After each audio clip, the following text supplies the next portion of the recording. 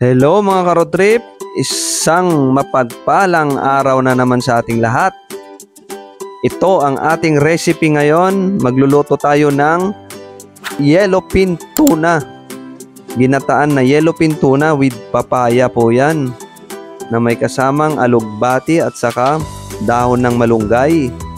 Ayan na po yung mga ingredients. Ito po yung nyog na panggatan natin. Pipigain po natin yan. Kamatis. Ayan po yung mga ingredients niya.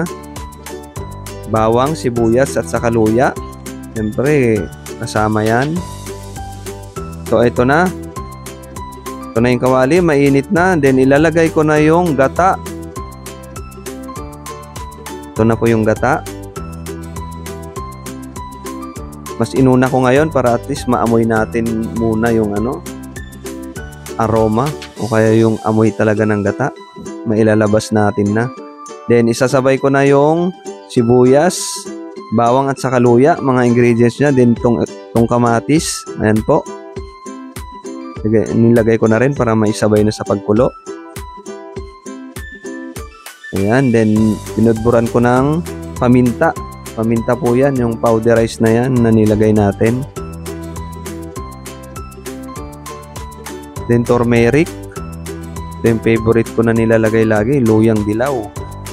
Then dinagdagan ko lang konting asin. Ito na mga karotrip, kumukulo na po ang ating ginataan. Then na po yung gata oh. Ilalagay ko na tong papaya. So yan po, ilalagay na natin yung papaya.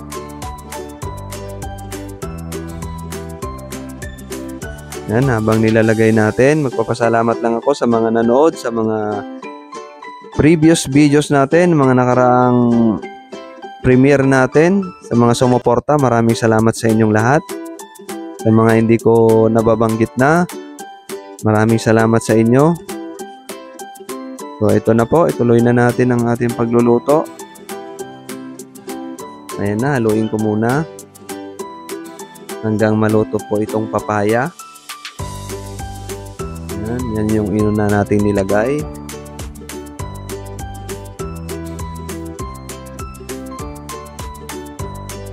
Then yung yellowfin tuna pala natin, pre-kniad ko muna yan.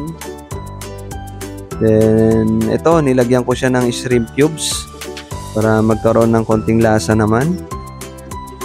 So ito na yung pre-kniad ko na yellowfin tuna. So ngayon ko lang gagawin to, na ginawa ko muna, pre-kniad ko muna bago ko ilagay at ginataan. Try lang. Check natin mamaya kung anong kalalabasan. O yan na po.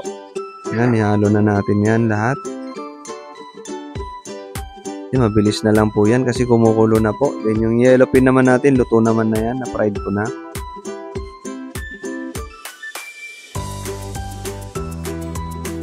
Then lalagay ko na rin itong alugbati na pinitas pa natin dyan sa aking bakuran, na sinamahan pa natin ng dahon ng malunggay.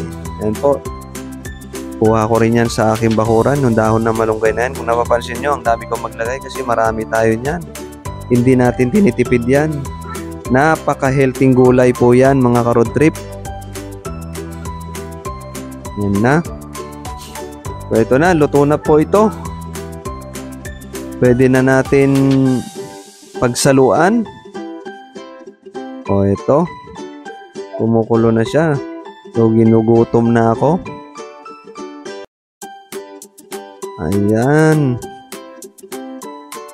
O ito na. Then lalagyan pa natin ng siling labuyo para magkaroon naman ng konting anghang. Mas maanghang kasi mas masarap. So ito na po. Hindi na kayo, saluan nyo na ako. Okay, maraming salamat ulit.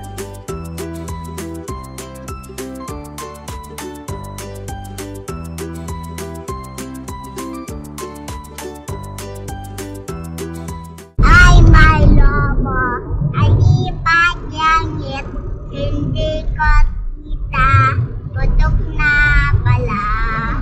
Say nga pera mo, ang Pili lobo, pakain sana